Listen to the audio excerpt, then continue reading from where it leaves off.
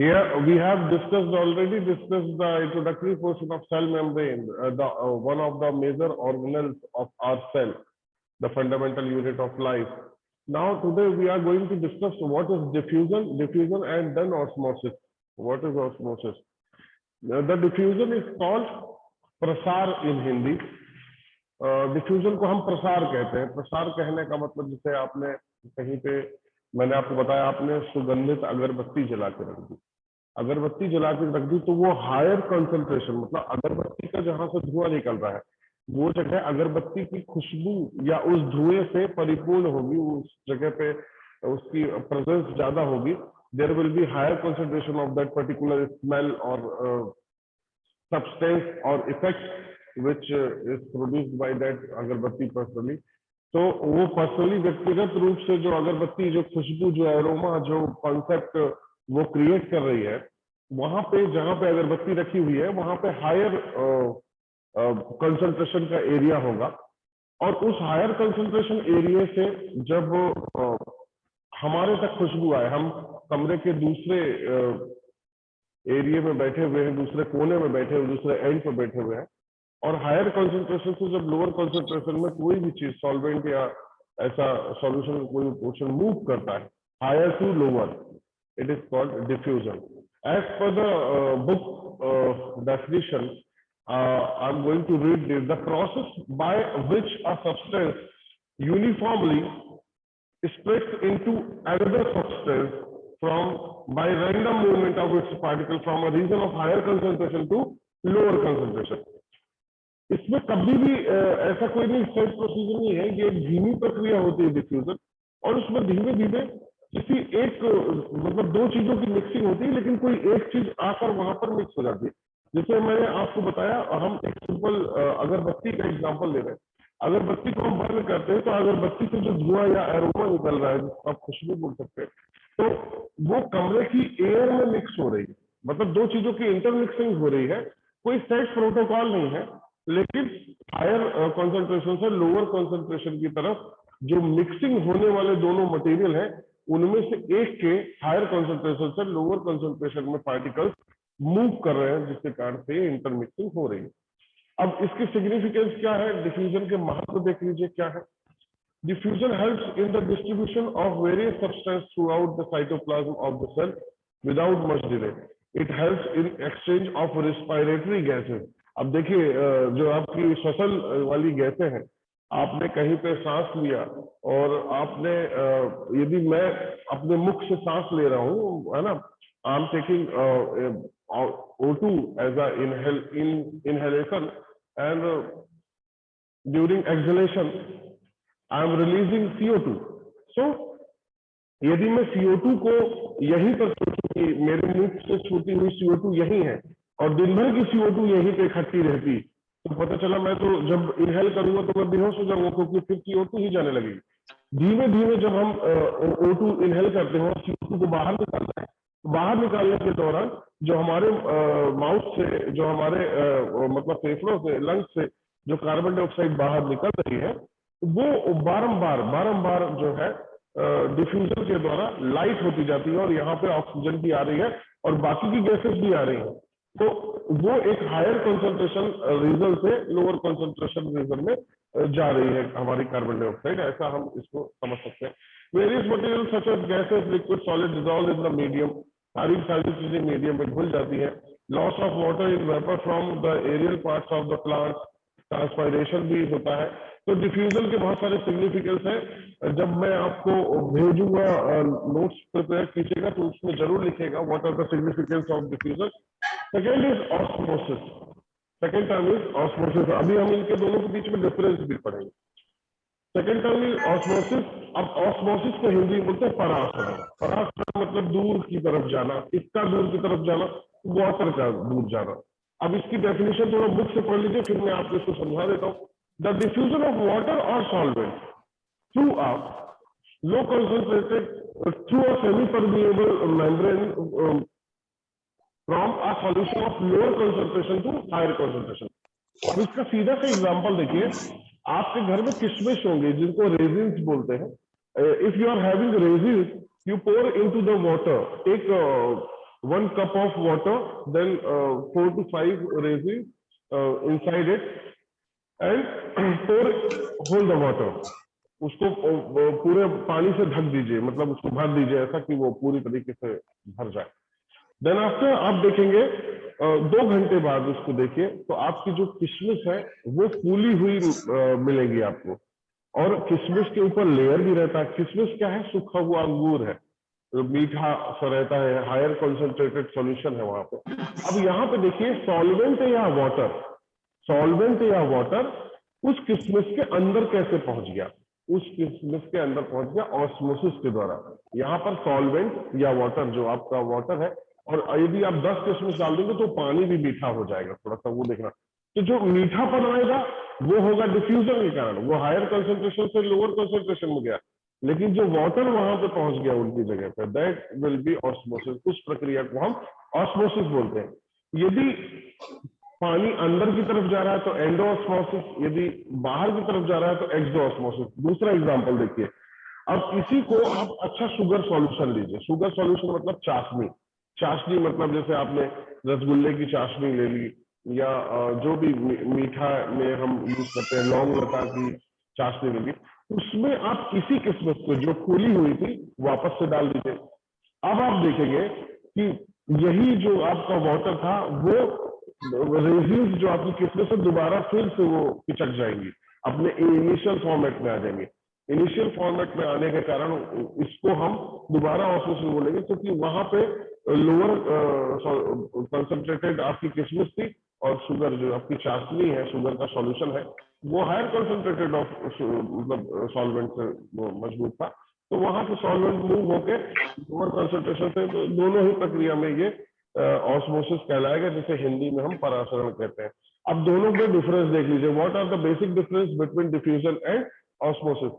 तो diffusion can occur both in air and water, मतलब air और लिक्विड दोनों में परफॉर्म हो सकता है। Osmosis can only be performed on in liquid medium, ये सिर्फ द्रव अवस्था या द्रव माध्यम में ही इसे हम परफॉर्म कर सकते हैं, ये गैसेस में नहीं होता, ये सॉलिड में नहीं होता।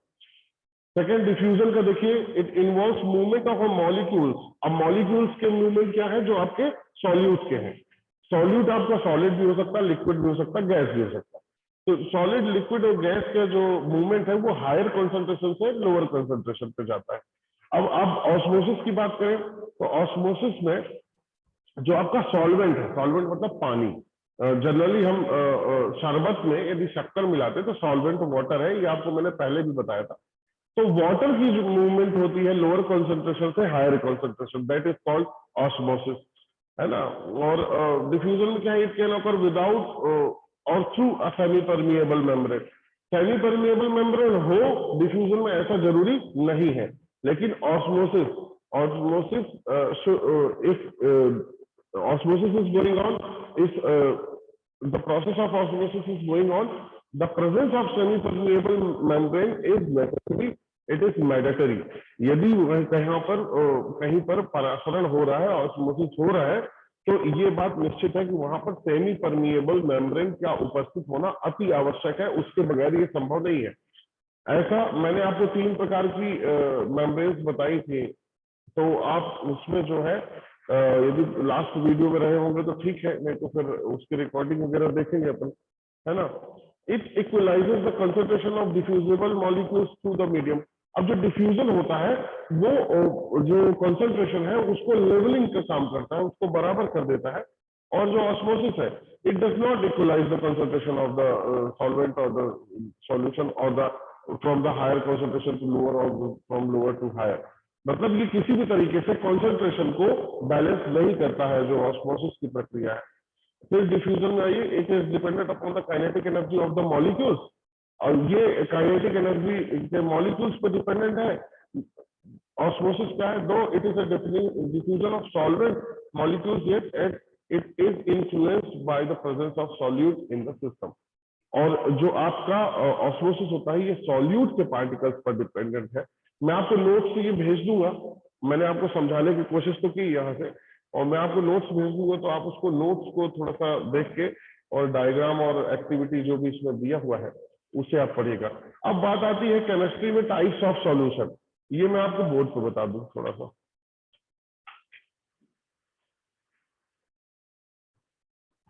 According to the chemistry types of solution, ये जब कॉन्सेंट्रेशन की बात करेगा, जब कॉन्सेंट्रेशन की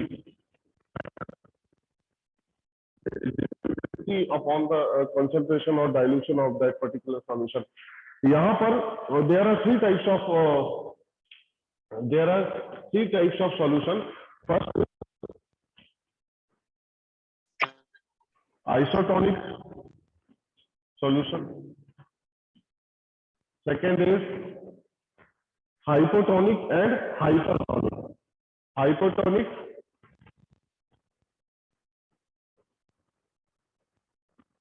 tonic solution. Now third one is hypertonic solution.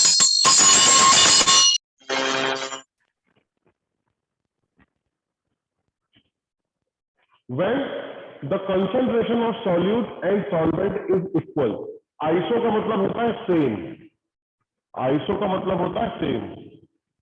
When the concentration of solvent is equal to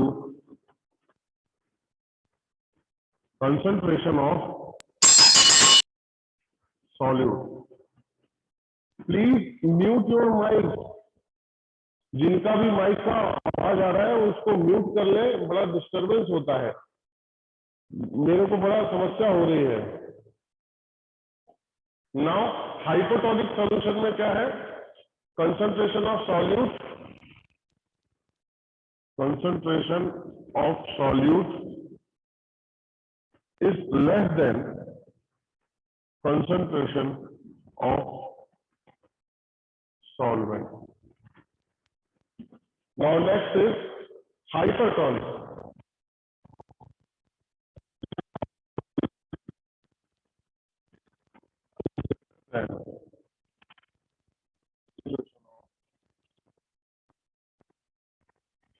iso में दोनों बता हैं, concentration of solvent is equal to concentration of solute. इसमें सॉल्यूट की मात्रा कम होती है, सॉल्वेंट की मात्रा ज्यादा होती है, उसको हम हाइपोटोनिक बोलते हैं। और हाइपोटोनिक में concentration of solute is much more than the concentration of solvent. अब इनको दूसरे तरीके से भी यदि बोला जाए, यहां पर बोल सकते हैं concentration of solvent is more than concentration of solute. यहां ये भी बोला जा सकता है और यहां पर ये बोला जा सकता है concentration of solvent is less than concentration of solute. तो ये दोनों ही बातें हैं, तीन टाइप के सॉल्यूशन होते हैं जो हम अपने केमिस्ट्री में पढ़ते हैं। केमिस्ट्री में पढ़ने का मतलब यह है कि जब हम उनके कॉन्सेंट्रेशन से उनको रिलेट करते हैं और क्लासिफाई करते हैं, तो there are three types of solution. First is isotonic, then hypotonic, then hypertonic. I will send the notes, the image, so you can prepare your notes. Other examples of osmosis, osmosis के कुछ उदाहरण देख लीजिए। Fresh water में amoeba का जो movement होता है वो ऑस्मोसिस से ही होता है, लोअर कंसंट्रेशन से हायर कंसंट्रेशन में वाटर जाता है और एक्सेस वाटर को अपने बॉडी से रिमूव करते रहते हैं। Most plants have the tendency to gain water due to osmosis. Second, absorption of water by the plant roots from the soil. Certain plant movement systemic occur due to the loss of gain of water. ठीक है, plant की जो भी movement है वो अपन इसके कारण बोलते हैं। 1 सेकेंड होल्ड कीजिएगा please. Okay, so now today we have discussed some basic terminologies related to the cell membrane. Now second term is cell wall. What is cell wall? Cell wall is made up of cellulose. वो cellulose का बना होता है और एक definite structure देता है plant cell को, या एनिमल सेल में तो सेल वॉल नहीं होता है। अंकुर से mute your mic. Cell wall जो है ये अपने आप में रॉबर्ट हुक ने ढूंढा था, है ना। और सेल वॉल सेल्यूलोज का बना होता है। ये जनरली ये पूछा जाता है इस मटेरियल से बना है तो आप बताइए सेल्यूलोज से। अब सेल वॉल जो है एकदम हार्ड स्ट्रक्चर प्रोवाइड कराता है प्लांट सेल को, और ये प्लांट सेल में ही होता है, एनिमल सेल में तो होता नहीं, एब्सेंट होता है। तो बहुत ज्यादा हार्ड स्ट्रक्चर प्रोवाइड कराने की वजह से आपने देखा होगा जो पौधे की स्किन है या पौधे की जो स्ट्रक्चर है, जो एनिमल, वो एनिमल के अपेक्षा हार्ड है। तो सेल वॉल का ये काम है। उसके बाद आपका न्यूक्लियस है। Nucleus is called headquarter of the cell. ये सारे के सारे मेटाबॉलिज्म जो आपका गतिविधियां एक्टिविटीज है उनको नियंत्रित करता है, कंट्रोल करता है ना। राइबोसोम के फॉर्मेशन में भी ये काम आता है। न्यूक्लियस में ही डीएनए आरएनए होते हैं। और न्यूक्लियस के जो बेसिक स्ट्रक्चर है वो क्या क्या है? प्रोटीन 85% होता है इसमें, डीएनए 5% होता है और आरएनए लगभग 10% होता है।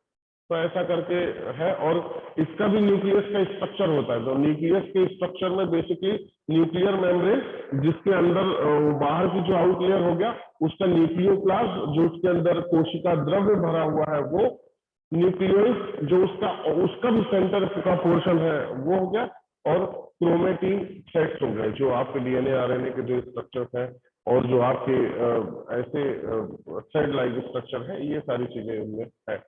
ठीक है। अब फंक्शंस ऑफ न्यूक्लियस देख लीजिए। It controls all the metabolic activities of the cell. It brings about growth of the cell by directing the synthesis of structural protein. It takes part in the formation of ribosomes. It regulates the cell cycle. It contains genetic information, chromosome, that is concerned with heredity. जो भी हमारे माँ बाप से हमारे हमको गुण मिलते हैं वो इसी न्यूक्लियस में होते हैं। कहीं क्राइम सीन हो जाता है या कई बार ऐसा होता है कि बच्चे और माता पिता बिछड़ जाए, तो उसमें संपत्ति के अधिकार को लेने के लिए भी डीएनए की टेस्टिंग की जाती है। आप नारायण तिवारी का केस देखिएगा, तो वहां पे आपको ये पता चलेगा, यूपी का केस था। तो वहां पे बहुत बड़े राजनीतिक मामले में एक में डीएनए ने बहुत बड़ा मतलब सहारा दिया था। और बहुत सारे क्राइम स्पॉट्स को भी आइडेंटिफाई करने के लिए हम डीएनए का सहारा लेते हैं। तो यहाँ पर ये डीएनए हो गया। Now comes to the it comes to the mitochondria. Mitochondria में power house of the cell कहते हैं माइटोकॉन्ड्रिया को। ये जैसे जनरेटर होता है किसी मोहल्ले में, तो वहां पे बिजली बनाता है जनरेटर और मोहल्ले को प्रोवाइड कराता है। किसी हॉस्पिटल के सेंटर में जनरेटर होगा, वहां पर बिजली। सेम प्रक्रिया जो है सेल के अंदर माइटोकॉन्ड्रिया की होती है। ये एटीपी में एडेनोसाइन ट्राइफॉस्फेट इसकी यूनिट है जिसमें ये एनर्जी का निर्माण करता है। इसको हम एटीपी में बोलेंगे। और इसका जो मेन फंक्शन है, it's main function is to produce and store the energy in the form of ATP. That's why it is also called the power house of the cell. इसीलिए उसको हम पावर हाउस कहते हैं। शक्ति यही उत्पन्न होती है किसी सेल के लिए। नेक्स्ट है प्लास्टिड्स। ये 3 टाइप के होते हैं, ल्यूकोप्लास्ट, क्रोमोप्लास्ट, फ्लोरोप्लास्ट। ये प्लास्टिड्स है, ये कलर देने के काम आते हैं किसी भी सेल को, या किसी जिस भी जगह पे है ये, वहां पे क्रोमोप्लास्ट कलर देने के काम आते हैं और फ्रूट वगैरह फल में ज्यादा होते हैं। तो इस टाइप से इनको थोड़ा सा रख लें। अब इंडोप्लाज्मिक रेटिकुलम है, वहां पे प्रोटीन का निर्माण होता है और फैट का निर्माण होता है। जहां एसईआर, ये 2 टाइप के होते हैं। आरईआर होता है रफ एंडोप्लाज्मिक रेटिकुलम, और एक है smooth SER, smooth endoplasmic reticulum. Smooth वाले में फैट का निर्माण होता है और रफ वाले में आपका प्रोटीन का निर्माण होता है। अब गोल्जी अपरेटस है, ये पैकर सेल मूवर की तरह काम करता है। किसी सेल के अंदर गोल्जी अपरेटस जो है वो पैकर सेल मूवर्स की तरह काम करता है। पैकर सेल मूवर्स की तरह काम करने का मतलब यह है कि जहां पे भी जो चीज चाहिए उसको लाता ले जाता है। लाने ले जाने का मतलब कहीं एनर्जी भेजना है तो एनर्जी भेज दिया, कहीं प्रोटीन भेजना वहां प्रोटीन भेजा। तो गोल्जी अपरेटस एक पैकर और मूवर की तरह काम करता है। जैसे ट्रांसफर होने के बाद लोग एक जगह से दूसरे जगह जाते हैं, मान लीजिए कहीं कोई सर्विस कर रहा है, वहां से ट्रांसफर हो गया, तो गोल्जी अपरेटस का पैकर्स एंड मूवर्स का काम है। ये सारी की सारी चीजों को ट्रांसपोर्ट करने का काम करता है। ये परिवहन विभाग है यहाँ का। इसके बाद एक आता है लाइसोसोम। लाइसोसोम क्या करता है? सारी चीजों की गतिविधि देखता रहता है और वो सेल के खराब होने पर या किसी पार्ट के खराब होने पर उसको भस्त कर देता है। इसलिए उसको सोसाइडल पैकेट बोलते हैं लाइसोसोम को। Suicidal packet of particular cell. किसी भी सेल में जो लाइसोसोम होता है वो उसको सोसाइडल पैकेट उसका कहलाता है। उसको सुसाइड बॉम्ब भी कहते हैं। विच पोर्शन, ऐसा प्रश्न आता है, विच पोर्शन या which part, which organelle is called suicide bomb of the cell. तो वो लाइसोसोम है। और लाइसोसोम क्या करता है? न्यूक्लियस को देखा, गोल्जी अपरेटस को देखा, माइटोकॉन्ड्रिया को देखा, एंडोप्लाज्मिक रेटिकुलम को देखा, ये यदि सही से काम नहीं करते हैं तो ये एक बार समझाता है कि भाई सही से काम करो सेल के अंदर। यदि वो नहीं करते हैं तो ये भ्रष्ट कर देता है उनको, खुद तो मारता ही है, सेल को भी साथ में पूरा मतलब खत्म कर देता है। तो ऐसा करके इनकी जो छोटी छोटी चीजें हैं उनको नोट्स बनाइए, लिखिए, और इसको सॉल्व करना है, पढ़ना है, समझना है। अब इसमें कुछ चीजें और जो रह गई एक आध, वो हम अगले वाले वीडियो में डिस्कस करेंगे। बशर्ते सारी चीजें इस चैप्टर की हो गई हैं, और उनके क्वेश्चन आंसर मैं आपको सेंड कर दूंगा। एनसीईआरटी के भी सॉल्व करना है और इनके भी सॉल्व करना है। और जिनको कोई क्वेरी हो तो प्लीज उसमें कैरी आउट कीजिएगा। और अभी मंडे से शायद स्कूल ओपन होने वाला है, मतलब not in regular basis but periodic intervals से वो हम लोग प्लान आउट कर रहे हैं। तो स्कूल जरूर आइए। अभी कल आए थे 9 से 42 लोग थे, और अभी भी हमारी रिक्वेस्ट है कि स्कूल आइए, और स्कूल में आकर मतलब थोड़ा ठीक रहेगा, यदि आएंगे तो पढ़ाई लिखाई सब सही से चलेगी। चलिए, ओके, गुड बाय।